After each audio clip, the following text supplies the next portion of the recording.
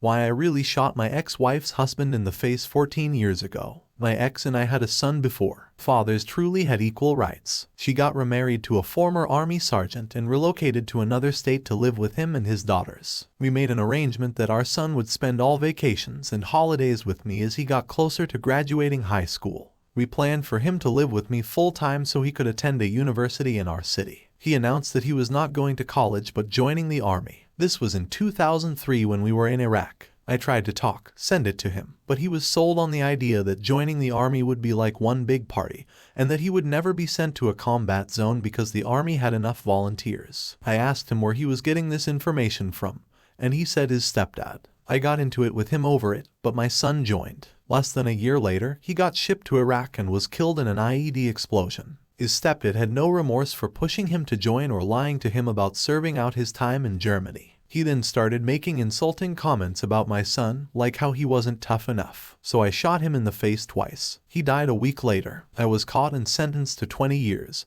but got out after 13 years with good behavior. My lawyer said it would be best to say I was motivated about his stealing my wife, when in reality I was the one who left her and couldn't have cared less about her. He took fatherhood away from me, so I took fatherhood away from his daughters, who are all now meth heads. My only regret was that he didn't suffer longer. I have no regrets. They say 2 wrongs don't make a right, but I'm feeling much better knowing that he's dead. This isn't nuclear revenge. This is apocalyptic revenge. That was absolutely brutal. All that was painful to read. To be honest, I really feel sorry for the ex-wife in all of this. First, she lost her son, then she lost her husband, then her ex-husband went to jail, then her 2 stepdaughters became meth heads. So, she practically has no one left. She didn't even do anything wrong either, except, I guess, marry the wrong guy. But how could she have known that marrying this guy would have resulted in her son getting killed in an accident? So, she didn't do anything wrong, but her life was destroyed by this nuclear revenge. My God, it's like she got caught in the nuclear fallout or something. Next story. Sometime back, I was hired to a company by a CEO I had previously worked for someplace else. He was a good friend, so when his newest company wasn't achieving sales, he headhunted me to join the new one. The company hadn't made a sale in 2 years. Year 1, the software product was in beta, so it wasn't ready to be sold. Year 2, they realized using the tech staff to make high-end sales to C-level executives was the dumbest sales model one could conceptualize. In general, and there were exceptions, of course. These 2 personality sales don't speak the same language. Tech people talk, tech buyers talk benefits and how the potential product fills needs. I bridged the gap well by translating tech speak in a natural conversational language so buyers better understand how their needs will be filled. The job was an 1.5-hour drive one way from my home, so the CEO said I could work from home as long as I kept the sales management tool current. It's where you keep the notes of each prospect's status, came to important meetings, and made sure the executive team had daily sales reports. The first month, I made the daily 3-hour commute because I needed to have solid, constant interaction with all the departments to rapidly form my sales strategy and develop a 2-way competence level with the section heads. Once I had a handle on things, I was ready to launch my sales plan. In the meantime, the CEO hired a VP of sales, Jerk Boss. He started 4 days before I hit the ground running to get in front of buyers. She was a VP coming from the banking industry and had a long career in sales and marketing and finance products. I hated her from the moment she arrived. She knew nothing about tech, and I spent huge time trying to orient her, which wasn't ideal because I needed to work on my sales strategy. They brought her on board because she had strong experience gaining financial investors. Nevertheless, I forged ahead, traveled to a target state and spent 19 days crisscrossing it. When I came back, I had 17 contracts from buyers totaling about $2 million in sales. My CEO was overjoyed. Fast forward 6 months and now working from home. I'm rocking and rolling. Sales are strong. CEO is happy. Good things are happening. Jerk Boss has landed an investor willing to drop $6 million into the company, and they are coming into town for a discovery meeting. She asked me to drive up because they specifically want to meet the salesperson. Seconds before walking in the door for the big meeting, Jerk Boss pulls me aside and says she needs me to back her up on a lie. She has told them. Basically, she doubled my sales numbers. I told her there was no way I was going to do that. She says the CEO has okayed the lie. We get to the part in the talk where the investor is looking over my inflated sales numbers on the prospectus, then directly asked me how many sales I'm making a month. Jerk Boss is behind him waving her arms, but I was having none of it and answered truthfully. He looks askance, staring at the document which has the false numbers listed while she's giving me the stink eye behind him. No one says a word. Dead silence. I ask to see the document and fates have aligned, allowing me to solve the dilemma. I explain the first two numbers were transposed. It correlated well to my real sales versus inflated sales. If you flip-flop the first two digits, potential investor is satisfied and we move on. Switch gears. About a week later, I was meeting with the chief information officer in his office and he referred to my big TS, a no-shrinking violet, but it stunned me because it was so unexpected. That night I was chatting with my BF, who happens to be a lawyer, and told him about it in casual conversation. He said I should tell the CEO so he can address it. Thinking along smart business practices, I decided to tell Jerk Boss, to whom I directly report as proper protocol since we don't have an HR department yet. Side note, I also reported directly the CIO as a boss, since my role was a muddy mix of sales and tech. The next day, CEO calls me in and I take him through it, telling him it's no big deal but to make sure he talked to CIO so it didn't happen again. He says, I'll do it right away. 2 days later, I check in with him, and CIO still hadn't talked to CIO because the investors were in town. I gently push him to get it done and casually mention my best friend, who happened to be a lawyer, was the one who urged me to tell him because any good CEO would want to know about it. I reiterate, I'm not mad or upset. The only word he heard was a lawyer. He went ape that I was bringing a lawyer into the mix. Now, this guy was my good friend. We'd worked together at 2 companies for years. I calmed them down, or so I thought, explaining that I only wanted him to talk to CIO. I also told him that I hadn't brought a lawyer into it, that I had been innocently chatting with my BF, who just happens to be a criminal defense attorney. He seemed okay, and we hung up. The next day I'm working as usual, and I get a call from an attorney who explains the company has hired her regarding my sexual harassment claim. I'm flummoxed and adamantly told her that was not the case, that I had no claim against the company. She said otherwise, and that's when everything changed dramatically. CEO was furious with me for bringing this on when investors were looking into us. His reaction set the tone was filtered down.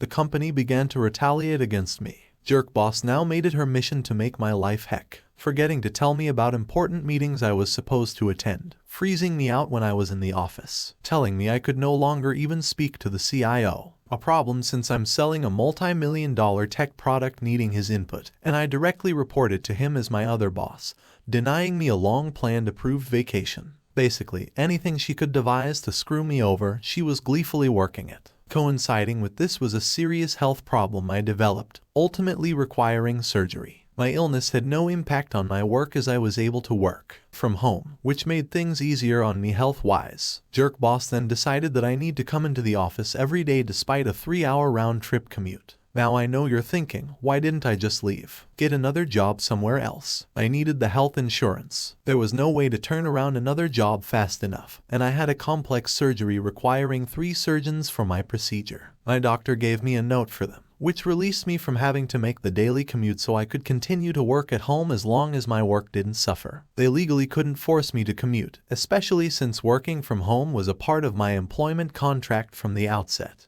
The night before my surgery, Jerk Boss calls to tell me they canceled my health insurance after hanging up with Jerk Boss. I collapsed on the floor in a faint. I was so sick and mentally exhausted from all the stress. The next morning, the CEO frantically calls me, asking to talk to me. My mom refuses to let him. I'm on official leave as of that morning and we're heading to the hospital. CEO had told their lawyer about canceling my health insurance and she chewed him a new butthole, telling him it was illegal. They immediately reinstate my insurance. In the 2 weeks I was out, my mom had found a lawyer for me as it was clear shenanigans was going on. I still needed them as an employer because I was in no shape to rigorously job hunt while recovering. Turns out all the BS they were doing to me was illegal. Companies aren't allowed to retaliate against employees when they report nefarious acts against them. I met with my new lawyer who said I had an excellent claim for retaliation and took me on. He said I had to continue working there while he did his thing to stay within protocol while he filed the Equal Employment Opportunity Commission claim.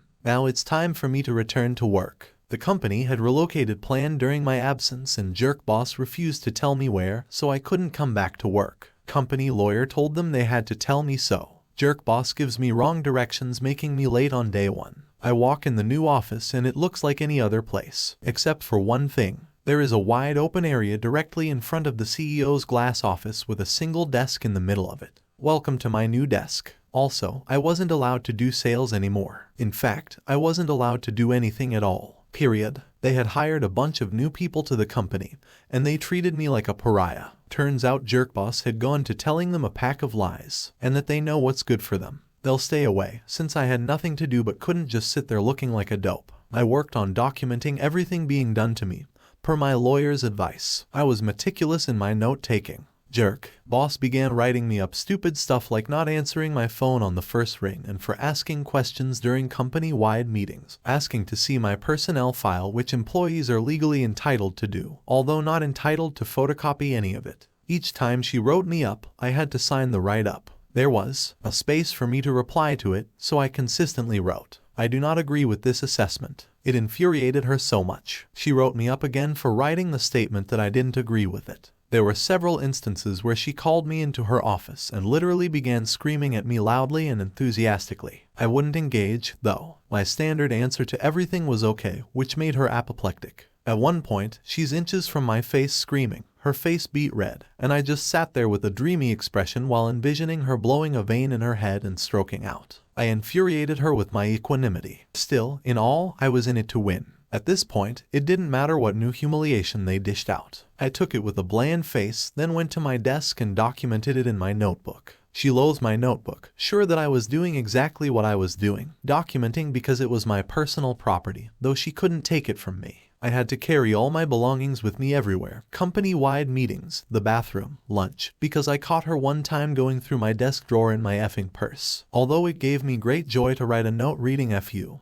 which I left in my backpack and jerry-rigging so I could tell if she went into it, which she did. I withstood it all with a brave face, only breaking down once I left for the day. My attorney took a lot of sobbing phone calls during this period. Finally, the day comes that my attorney has what he needs and I can resign. Better still, he advises, I don't have to give it 2 weeks' notice. I come back from lunch and type up my letter with one sentence. I resign immediately. I take it into the guy who also took part in their evil machinations and hand it to him. His mouth forms in shape and he stands up from the chair as he reads it. He looks up and I give him a smile and say bye-bye. Just as sweet as pie, walked out the door and drove home, feeling mighty fine. 1 month later, my lawyer and I are at the EEOC office, along with the CEO Jerkboss and their lawyer, so the EEOC can review my claim. In my state, you can't just bring a lawsuit against the company for things like harassment and retaliation. Claims must first be evaluated by the EEOC, and then if they determine you have enough grounds to file a lawsuit,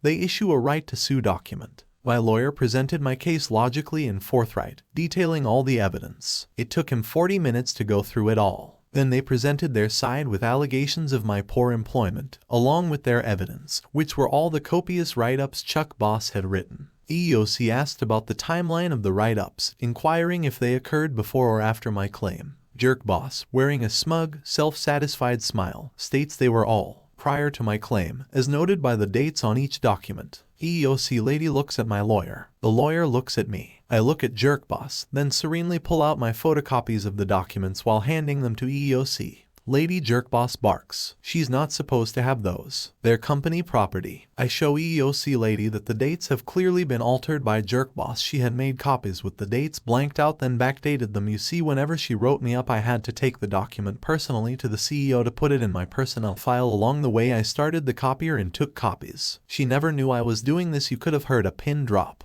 EEOC lady reviews the copies and slowly sets them on the table. She didn't say a thing for a long time. Then she spoke. I can remember her words exactly to this day. I've seen a lot of ill treatment and illegal undertakings by both employees and employers, including forged or altered documents. But I have never seen someone so incredibly stupid to present documents this easily disproved. Not only are employees entitled to receive and keep a copy of formal write-ups, but reading these ridiculous allegations, it's obvious you are trying to manufacture your case. She went on to say, I had a clear case for a lawsuit and moreover, I would win it. She recommended their side go in another room and determine a settlement amount to pay me immediately, or risk the lawsuit. They went to a nearby office and I could hear the lawyer addressing them down. Words I heard included lied to me, lied to EEOC, presenting false documents, broke so many laws. Figure out a number big enough to pay her so this doesn't go to court because you will lose. They came back with a $50K offer which we accepted.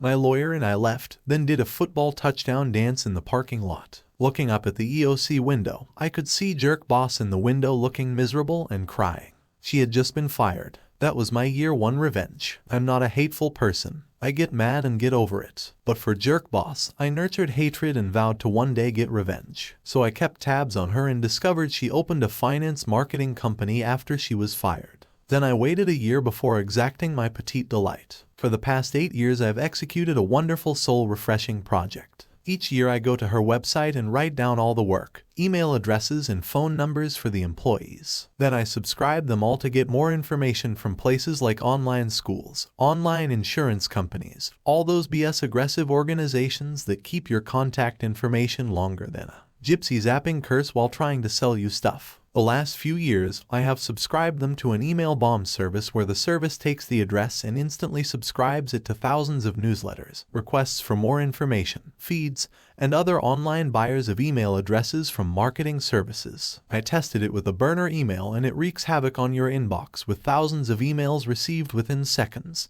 And they never effing stop. You literally have to close down the email because it can't be salvaged. Every year when I go to collect the contact information, all the emails have been changed to new ones. Last year my cousin took a job in the same building. I enlisted to help, and she made it a point to befriend the receptionist working for Jerk Boss. After executing my yearly plan, my cousin went to lunch with her. The receptionist was in a foul mood and explained the entire organization was in disarray because it had to redo all the emails again. It keeps happening over and over and nobody can figure out why, she said. The owner Jerk Boss has had to get her cell phone number replaced 3 times because of all the texts and phone calls she gets whenever it happens again. Sometimes Jerk Boss would have her phone number on the website, which I duly subscribed to everything under the sun. The best part for me was hearing how she lost a mega client because they felt the company was in too much turmoil. So often the thought of this keeps me warm and cozy at night and I sleep very, very well. Edit, I forgot a part of the tale. A Redditor mentioned that if the investor pulled out, that would have been a neat twist that jogged my memory. The investor did pull out once I left the company. They couldn't duplicate the same scale of sales revenue I had been generating, and the investor got skittish. The company did go on to succeed sans Jerk Boss and CEO, but it took them much longer due to the fiasco that was our last nuclear event, and that kind of felt like witnessing a train wreck. Did you guys enjoy the video? Let me know down in the comments, or if this was a little bit too intense for you, let me know and I'll stick to pro revenge.